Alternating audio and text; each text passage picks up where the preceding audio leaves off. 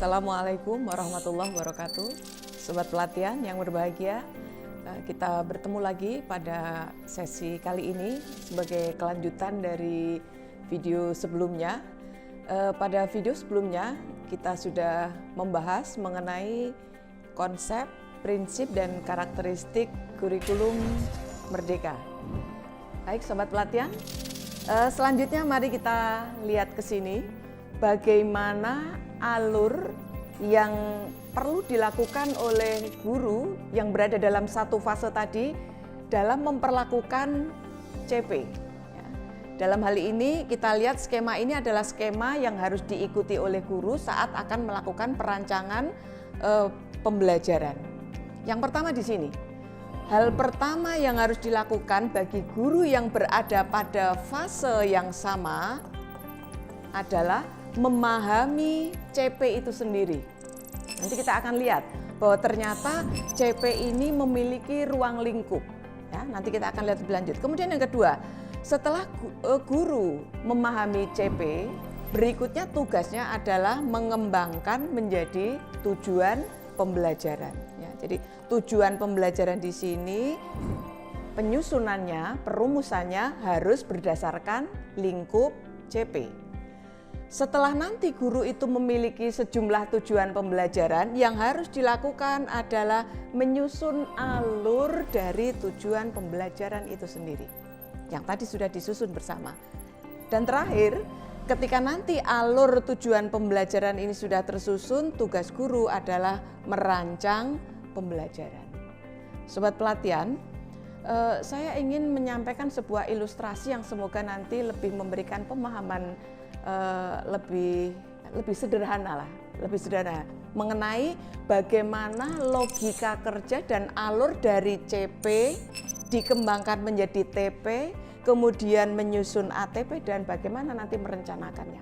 Baik, sobat pelatihan, sudah saya sampaikan bahwa capaian pembelajaran memiliki dua unsur. Yang pertama adalah kompetensi dan satu lagi adalah materi. Pada saat guru yang berada dalam satu fase tadi, kita ambil contoh misalnya fase A, ya, maka nanti dalam memperlakukan capaian pembelajaran pada mapel tertentu, guru yang ada pada fase A tadi kita lihat berlaku untuk kelas 1 dan 2 MI, maka ketika memahami CP, guru pada satu fase ini harus menemukan CP pada mapel tersebut memuat kompetensi apa saja dan lingkup materi yang harus dipelajari atau dikuasai peserta didik itu apa saja. Saya ilustrasikan, saya punya biskuit, semoga cukup jelas ya. Biskuit ini saya umpamakan sebagai sebuah CP. Biskuit ini adalah menu bersama peserta didik pada satu fase A misalnya. Maka ketika ini saya analogkan dengan CP, biskuit ini satu CP. Satu CP ini harus dikonsumsi oleh peserta didik dalam satu fase. Sehingga ketika nanti guru akan merumuskan tujuan pembelajaran dari CP, cara berpikir guru pada satu fase adalah roti ini supaya nanti bisa dikonsumsi bersama peserta didik satu fase, strategi guru harus bagaimana? Sekalipun ini kecil, ini menu bersama. Maka tentu yang harus difikirkan guru adalah membagi biskuit ini agar baik siswa kelas 1 dan 2 yang belajar dalam satu fase dapat mengkonsumsi biskuit ini, dan harapannya yang utama adalah biskuit ini memberi efek menyehatkan, membahagiakan, dan nanti efek positif yang lain. Sehingga sobat pelatihan, logika kerja dari CP menjadi TP adalah logika cara guru dalam satu fase memotong atau membagi biskuit ini agar bisa dikonsumsi bersama. dalam hal membagi biskuit ini kepada peserta didik, maka tidak ada keharusan guru satu fase pada satu madrasah dengan madrasah lain, cara membagi biskuit ini harus sama. Tidak ada keharusan begitu. Karena pertimbangan saat membagi biskuit ini untuk siswa, guru harus memperhatikan karakteristik masing-masing peserta didiknya. Apakah ini hanya cukup dibagi 2? Atau mau dibagi 3, mau dibagi 4, mau dibagi potongan besar atau potongan kecil, sepenuhnya ini menjadi hak dan kewenangan dari guru yang ada pada satu fase di masing-masing madrasah. Sehingga, sobat pelatihan, ketika madrasah satu dengan madrasah lain, kemampuan peserta didiknya, karakteristik peserta didiknya itu berbeda, maka potongan ini tentu tidak harus sama. Itu fleksibilitas. Maka nanti dari CP kita akan bisa membayangkan satu CP nanti akan dikembangkan menjadi beberapa TP. Bisa jadi pada madrasah satu CP dikembangkan menjadi ya, TP1, TP2, TP3 dan seterusnya.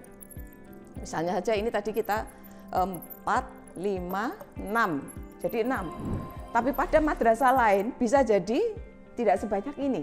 Atau sebaliknya, justru lebih dari 6. Sepenuhnya diserahkan pada guru satu fase.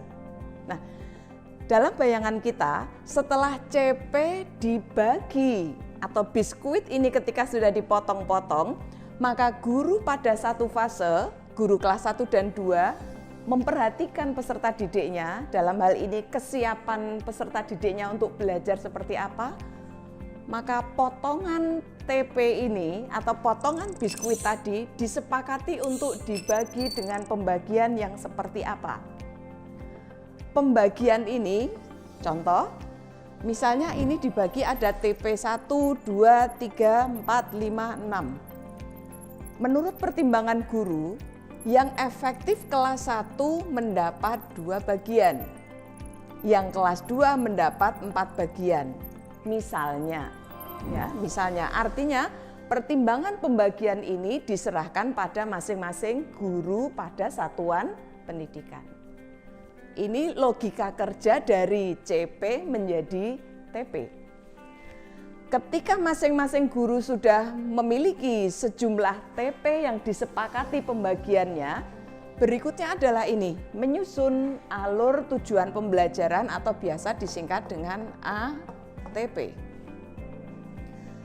ATP ini hakikatnya adalah guru masing-masing kelas, misalnya tadi ini untuk kelas 1, dia kebagian 2 TP.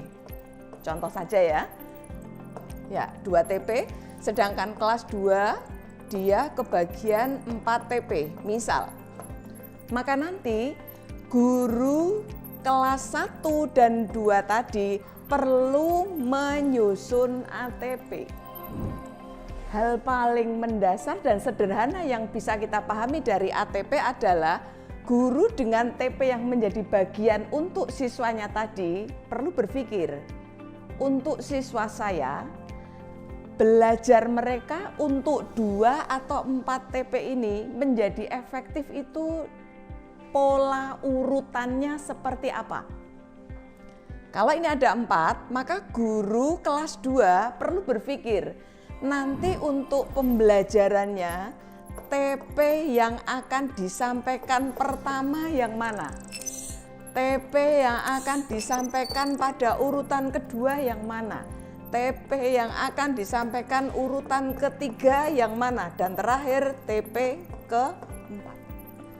Urutan ini antara madrasah satu dengan madrasah lain tidak ada keharusan untuk sama.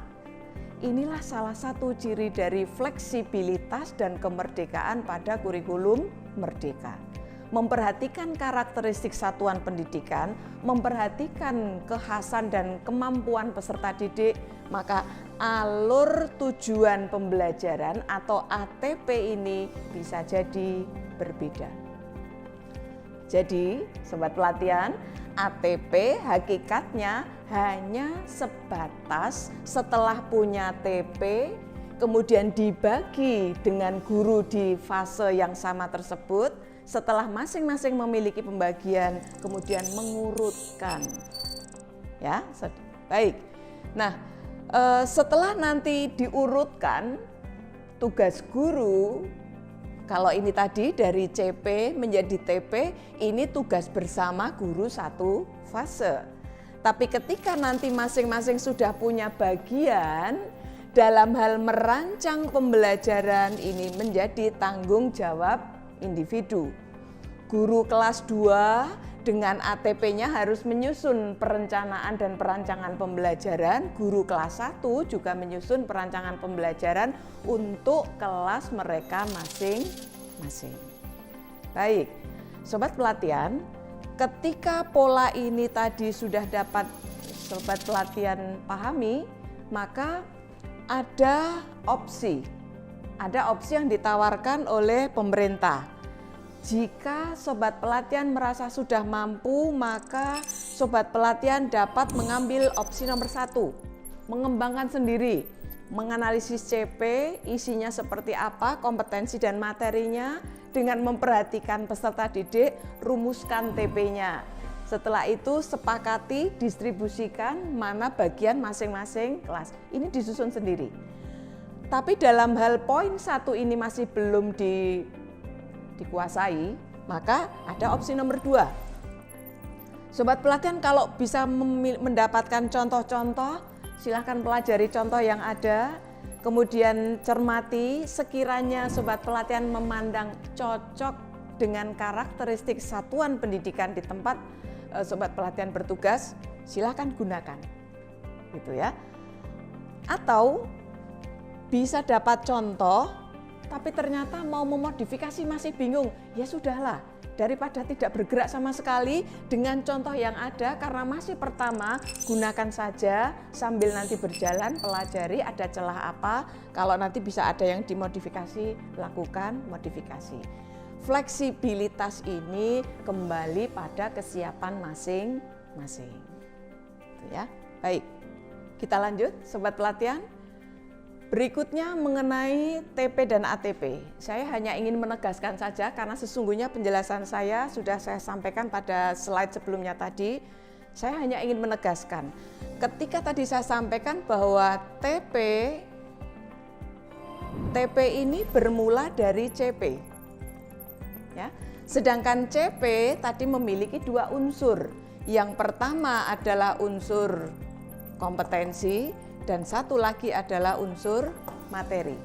Maka nanti ketika CP dikembangkan menjadi TP, 2 unsur ini juga harus ada di dalam rumusan TP.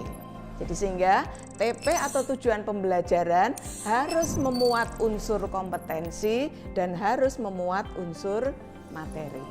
Mengapa? Karena TP merupakan pengembangan dari CP. Itu ya. Berikutnya, saya hanya ingin mengingatkan sobat pelatihan bahwa dalam kurikulum Merdeka memang ada terminologi tujuan pembelajaran.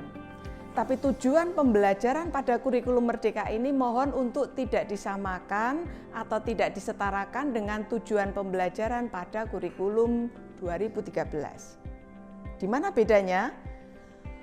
Tujuan pembelajaran yang ada pada kurikulum Merdeka yang kita kembangkan dari CP, kalau boleh saya carikan padanannya, posisinya, keberadaannya setara dengan KD. Ya, saya tulis di sini TP, posisinya kalau di K13 itu setara dengan KD. Hal ini berbeda dengan tujuan pembelajaran pada kurikulum 2013. Kalau KD lingkupnya ini saat untuk melaksanakan pembelajaran dia akan berlaku untuk beberapa pertemuan. Jadi ini untuk beberapa pertemuan. Misal 1 KD pembelajarannya menjadi 5 pertemuan. Maka nanti pada 5 pertemuan ini, masing-masing pertemuan tujuan pembelajarannya pasti berbeda. Saya dapat katakan bahwa pada kurikulum 2013 dengan KD yang berlaku atau diperuntukkan pembelajaran 5 pertemuan, tujuan pembelajaran yang ada di sini spesifik untuk tiap pertemuan, sehingga lingkupnya terbatas. Nah, konsep ini berbeda dengan pada kurikulum Merdeka, Sobat Pelatihan.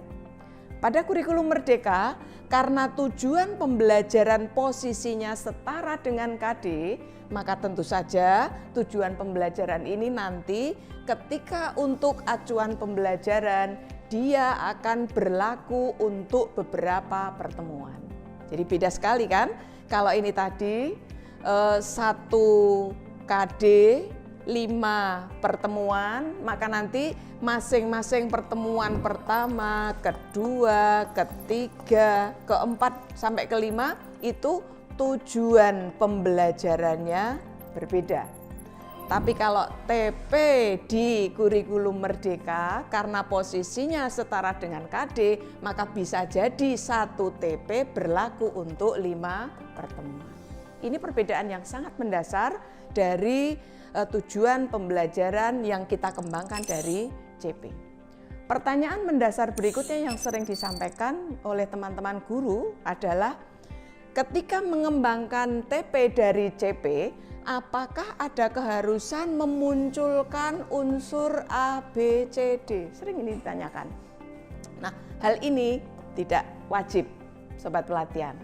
Tidak ada keharusan. Jadi, karena tujuan pembelajaran posisinya itu setara dengan KD, bisa saja di dalam merumuskan TP langsung berawalan atau diawali dengan kata kerja. Dan tidak ada keharusan kata kerja di sini harus kata kerja yang operasional. Karena lingkupnya untuk beberapa pertemuan. Ya. Baik, Sobat Pelatihan. Setelah logika ini tadi dan konsep ini tadi bisa dipahami, berikutnya adalah tinggal mengurutkan tadi ya dan atau menyusun ATP-nya. Saya yakin Sobat Pelatihan sekarang sudah memiliki pemahaman yang lebih spesifik, lebih tepat, lebih akurat terhadap bagaimana dari CP ketika akan dikembangkan menjadi TP dan seperti apa pola kerja atau logika kerja dari penyusunan ATP-nya. Nah, sedikit tambahan saja, tapi saya tidak akan berlama-lama di sini, Sobat Pelatihan, hanya mengingatkan pada saat nanti Sobat Pelatihan mengembangkan CP menjadi sejumlah TP, sangat diharapkan Sobat Pelatihan tidak hanya terkungkung dengan 1 taksonomi saja. Ya, 1 taksonomi, yaitu yang lebih familiar biasanya ini taksonomi Bloom gitu ya, yang sudah direvisi oleh Anderson ini. Nah, tidak hanya terkungkung dengan ini, tapi bukan berarti tidak boleh mengikuti madhabnya taksonomi Bloom, sah ya.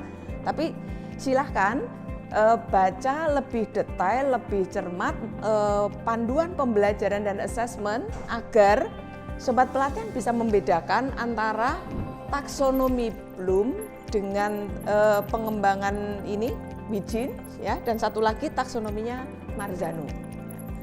Silakan saja nanti dikembangkan.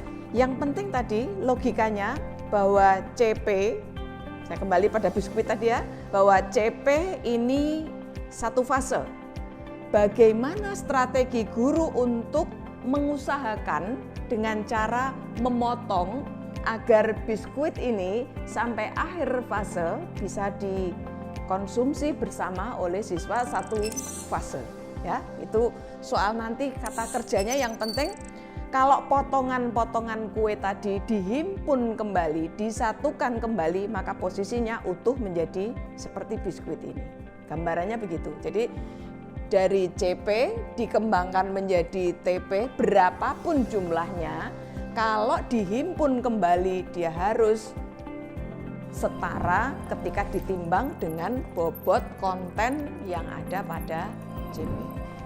pada video berikutnya kita akan membahas secara lebih detail agar hasil bacaan dari Sobat Pelatihan bisa kita konfirmasi dan mendapat penguatan dari video pembelajaran kali ini. Terima kasih. Assalamualaikum warahmatullahi wabarakatuh.